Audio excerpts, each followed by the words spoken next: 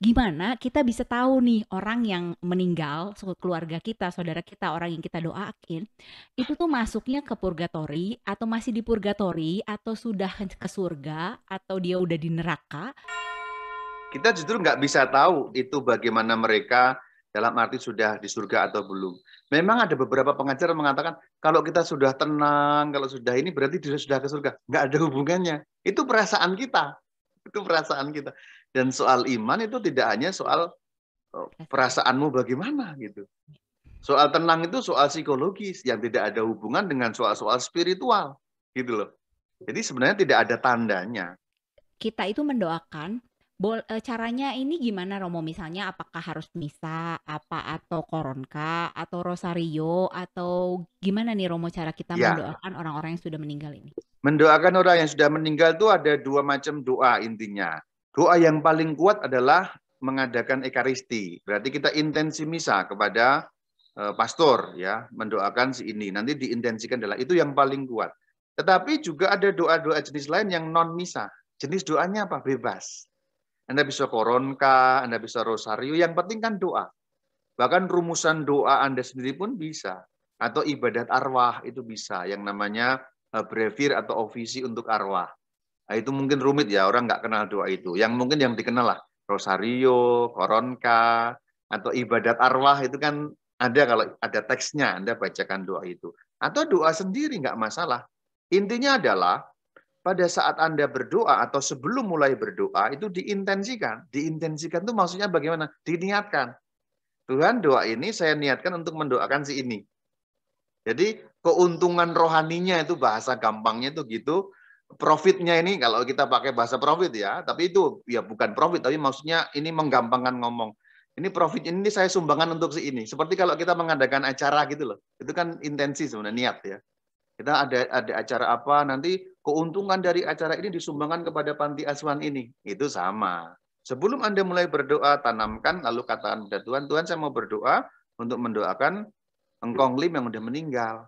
Semua doa yang saya ucapkan ini. Itu yang disebut diintensikan atau diniatkan untuk yang sudah meninggal. Jadi doanya apa? Apa saja. Begitu. Saya punya teman beragama lain ya. Apakah saya bisa mendoakan dia yang beragama lain? Bisa. Caranya berarti Katolik ya, Romo ya? Bisa, iya. Ya, Karena kan kita orang Katolik, berarti kan mendoakan orang lain kan berarti perbuatan baik. baik Boleh ya, nggak? Ya boleh boleh. banget kan mendoakan orang lain. Mendoakan orang berdosa aja boleh, orang kafir aja boleh, apalagi teman yang beragama lain. Boleh banget. Berarti bukan berarti roh itu mencari perhatian kita, pengen minta didoain gitu supaya mempercepat dia masuk ke dalam surga Roh gitu, itu Romo? mencari perhatian, tapi sebenarnya itu bukan roh manusia, tapi itu roh setan yang menyamar sebagai manusia yang mati untuk menyesatkan dia yang hidup. Jadi mencari perhatian juga, tapi sesungguhnya itu bukan roh yang meminta bantuan kita untuk didoakan.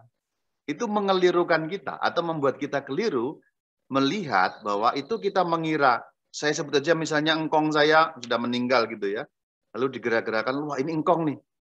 Itu bukan engkong saya, tapi itu setan yang menyerupai engkong saya, dengan tujuan setan itu supaya saya terjebak pada situasi salah itu.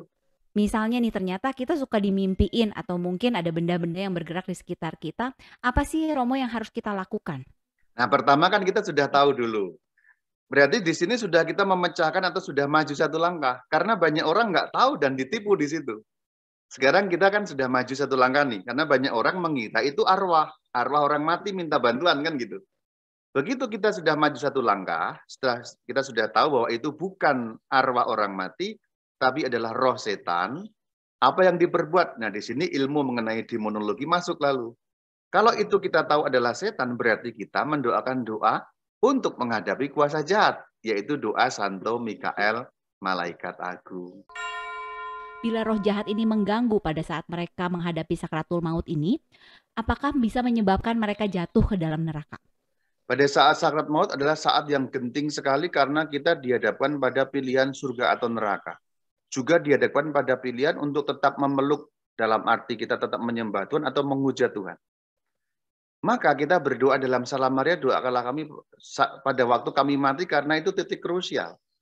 Jadi kalau kita sedang sakrat maut itu kan bisa berbeda-beda. Orang bisa sangat berserah, tapi bisa sangat gelisah, sangat bingung, sangat takut. Nah, di saat takut, cemas, bingung, gelisah, nggak ngerti, setan bekerja, mengacak-acak iman kita.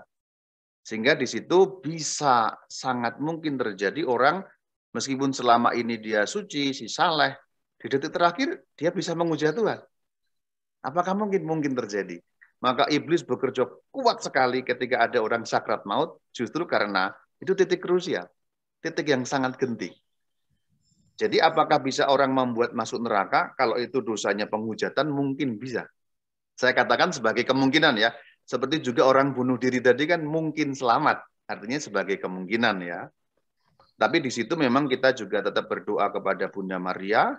Maka doa Salam Maria sangat berguna sekali, terutama ketika kita mengucapkan doakanlah kami pada waktu kami mati. Itu, pada saat kita kematian itu, sakrat maut itu. Jadi kalau ditanya bisa nggak orang diubah imannya? Bisa. Justru karena orang cemas, takut, gelisah, nggak ngerti, bingung. Pada saat-saat seperti itu kan memang itu saat-saat yang genting sekali ya. Kita mau menghadapi sesuatu yang gelap. Nah di situ bisa iman orang diacak-acak. Namun ya bisa juga orang tetap teguh kepada Tuhan, memilih Tuhan, ya setannya cuma ketawa ketiwi gitu. Ah gagal deh gue gitu. Begitu. Romo, saya mau tanya ya, boleh nggak kita mendoakan si jahat supaya bertobat? Maksudnya iblis supaya bertobat. Boleh apa enggak? Ya, ini bisa dijawab dengan mengetahui ilmu mengenai apa, siapa, bagaimana roh jahat itu. Simpelnya begini, roh jahat berbuat dosa yang kekal sehingga tidak mungkin bertobat. Karena kekal. Itu saya sudah bahas juga mengenai alam gaib, Anda nanti bisa lihat di situ. Jadi kalau kita tahu apa, bagaimana, siapa setan, kita lalu mengetahui bahwa setan tidak mungkin bertobat. Lalu bagaimana kita bisa mendoakan sesuatu yang tidak bisa berubah? Maka pertanyaan itu simpel saja. Boleh apa enggak kurang kerjaan? Nah gitu. Jadi jawaban saya kurang kerjaan karena kalau menurut ajaran Katolik, dosa yang dibuat oleh iblis itu dosa kekal yang tidak ada pertobatannya karena mereka berdosa secara eternal, secara kekal. Begitu jawabannya.